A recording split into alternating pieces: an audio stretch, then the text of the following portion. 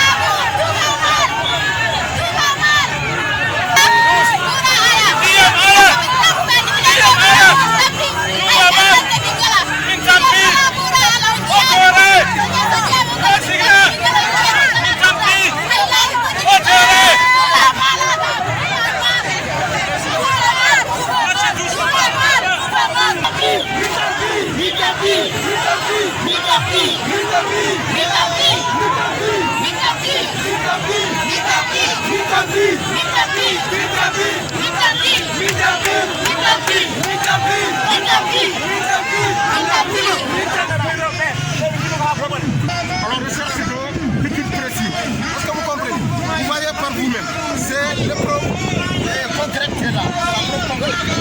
Donc, elles n'ont pas d'eau. Chaque jour, elles se déplacent. Elles passent toute la journée à Gabou. Vraiment, c'est anormal. En ce 21e siècle, dire que Gabou n'a pas de l'eau, c'est une honte. À combien de kilomètres? À 2 km 500. Chaque matin, elles font les va-et-vient à la recherche de liquide précis. Ce qui est anormal.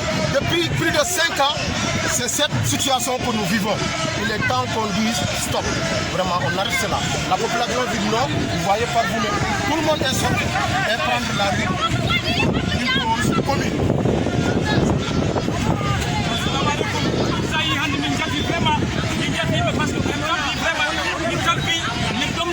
Donc à chaque fois, mois de mai, avril, jusqu'en juin, juillet, nous depuis 5 ans, on a problème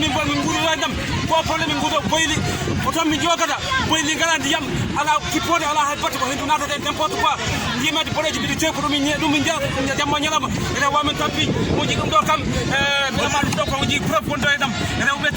ko gabu mi ja sabu ko ni mbay mi kabar ko bamde sa taji min jaha ƴewde ndiyam ngati ndiyam woni muudi fof ngati kala mo ana ndiyam wawa wuurde ndiyam woni durane ko vraiment min tampi il faut que ça s'arrête il faut que ça cesse